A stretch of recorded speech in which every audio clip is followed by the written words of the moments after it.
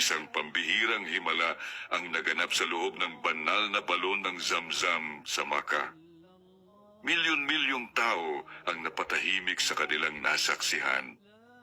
Nang pumasok ang isang grupo ng mga siyentipiko sa balon, may nakita silang nakakagulat na ikinagulat nila at biglang nasabi, Allahu Akbar. Ngunit anong nga ba ang kanilang nakita? Bago tayo magsimula, kung ikaw ay isang Muslim, huwag kalimutan ang biyayang dala ng tubig Zamzam. Ipaalam sa amin sa mga komento sa ibaba. Assalamu alaikum, mga kagalang galap na manonood.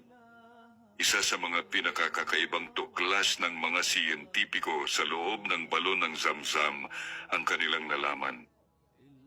Sa lalim na 30 metro sa ilalim ng lupa, isang nakakakagulat na sorpresa ang natuklasan. Ang balon ng Zamzam ay matatagpuan sa loob ng Masjid Al-Haram, 20 metro lamang ang layo mula sa Kaaba. Ito ay nagbobomba ng halos 20 litro ng tubig bawat segundo at may kabuuang lalim na 30 metro. Subalit, ayon kay Dr. Mazen Saaduddin, isang Islamic researcher sa Makkah, may kwento siyang ibinahagi mula sa isang doktor. Noong 1971, may isang lalaking nagsabing ang tubig Zamzam ay hindi ligtas inumin. Ang kanyang dahilan, dahil ang Kaaba ay nasa ibaba ng sea level, posibleng may dumadaloy na maruming tubig mula sa sewage papunta sa balon. Bilang tugon, nagpasya ang mga siyentipiko sa Saudi Arabia na alamin ang katotohanan. Kumuha sila ng mga sample ng tubig Zamzam at ipinadala sa mga laboratorio sa Europa upang masuri gamit ang makabagong pamamaraan. At dito, nagsimula ang unang sorpresa. Ayon kay Muinuddin Ahmad, isang chemical engineer, siya ang napiling kumuha ng sample ng tubig.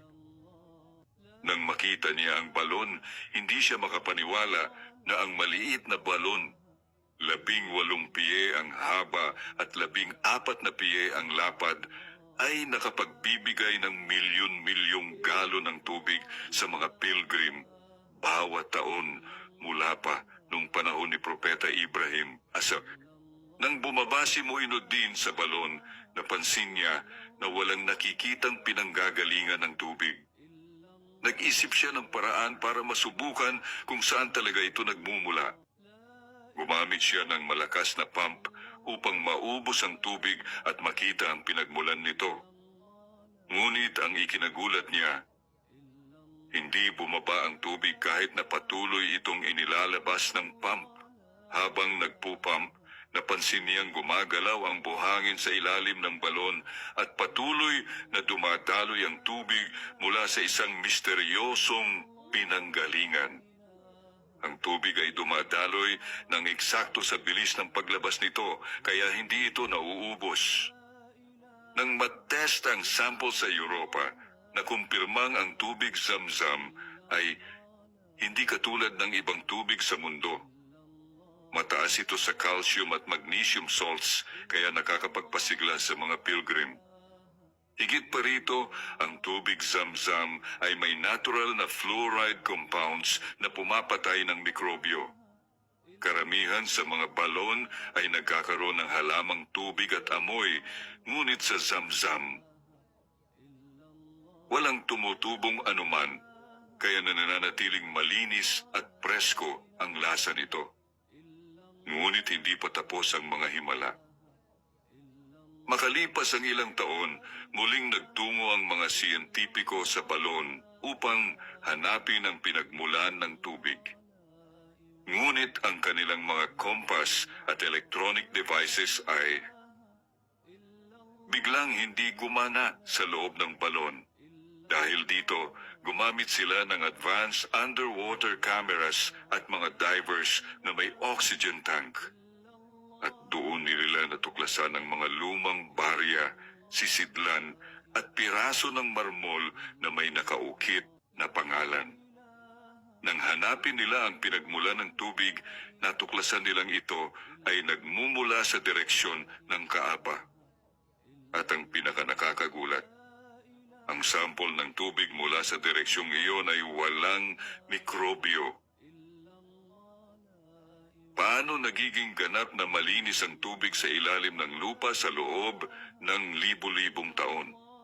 Ito ang tunay na himala ng Zamzam, Hati. Ayon sa isang researcher, ang kwento ng Zamzam ay nagsimula kay Propeta Ibrahim ng Isis nang iniwan niya si Hajar at ang kanilang anak na si Ismail sa Maka. Nang maubos ang tubig, tumakbo si Hajar sa pagitan ng burol ng Safa at Marwa. Sa isang himala, sumulpot ang tubig mula sa pinagtapakan ni Angel Jibril, Isis. Mula noon, ito ay naging pinagmumula ng tubig para sa mga pilgrim. Noong panahon ni Abdul Muttalib, lolo ni Propeta Muhammad, nawala ang balon, ngunit muling natagpuan matapos siyang pangaralan sa panaginip. Dati, ang balon ay nasa gitna ng lugar ng tawaf, ngunit inilipat ito para sa ikagagaan ng mga pilgrim. Noong 1440 Hijri, nilinis ang balon ng may mga itinapon dito. Isang espesyal na grupo ang nagsigurong malinis ito ng lubusan. Kung nakatulong sa iyo ang video na ito, huwag kalimutang mag-subscribe sa aming channel. Maraming salamat at Assalamualaikum.